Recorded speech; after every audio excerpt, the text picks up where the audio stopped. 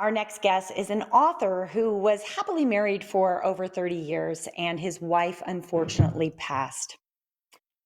He took this as a lesson in life about how to rebuild and regain healthy relationships. And he's come up with some very successful tips that might be able to help those of you who are also looking to rekindle your love life. Absolutely. Shmaya David. He is the master life coach and author of a book called Love Simplified: Practical Habits to Creating the Ultimate Loving Relationship. Joining us now from Israel, my friend. How Wow. are you, Hi, sir? I'm great. Thank you very much for having me. Long I've been to distance. Vegas a few times. Well, you know what? Liked It's it. time for you to come on back. We do miss you. Let's talk about this. Your book here, trying to rekindle that flame. Tell us about this book, Love Simplified: Practical Habits to Creating the Ultimate Loving Relationship. Why did you write this? Well, I wrote it because I had wonderful marriage, wonderful wife. We were happy. We were thrilled to be together, even after 3 decades, and it would have gone forever if not for cancer. And I see around me all these people that are unhappy and unsatisfied in their relationships, and it made me sad. And we always used to joke that if we could only bottle what we had between us and sell it, we'd get rich, but we never did.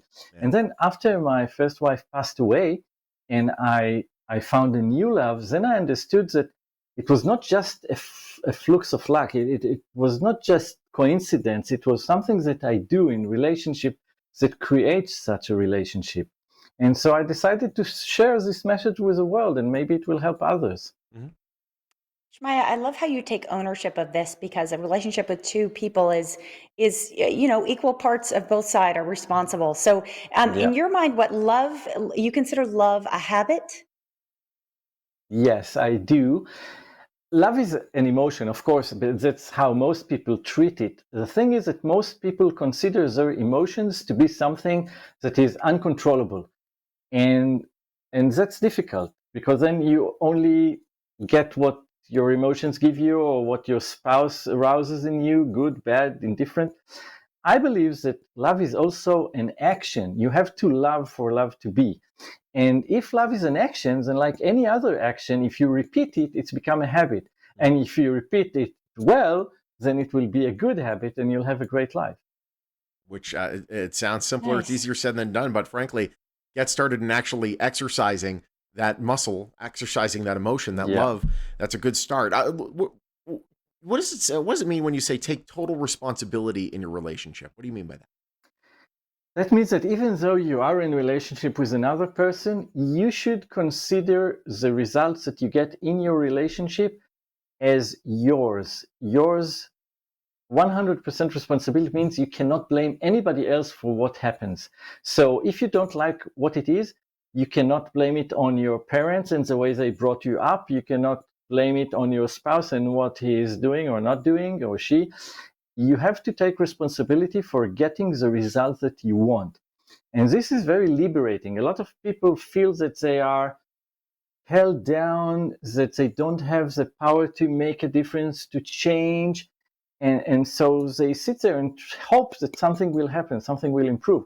If you take full responsibility, now it's on you to act. And you start looking for ways to do things differently. You learn, you study, you try things, and eventually you get better. Hmm. I love your message. You're saying, you know what, this is all in your own hands. Take it, Yep. take your power and choose to have loving relationships. This is amazing. Yes. Shmaya, we were given some notes to prep this interview, and my eye went immediately to the bottom question, which mentions a word, eroticism. Hmm. And I was like, oh, Yeah. wow, we're getting Tell to me that, are more. we?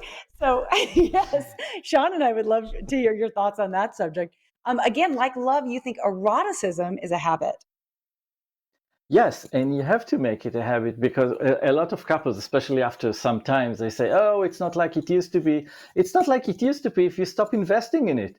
At the beginning, it's not just that it was new; it was that you invested in it, you spent time into it, you were planning on how to do it, how to have it. Then you have children, work, a lot of issues, and you let it slide. Don't let it slide. Mhm. Put it if you need into your calendar. Make the time for it and it will be just as good as it always was. That's the basic idea of it.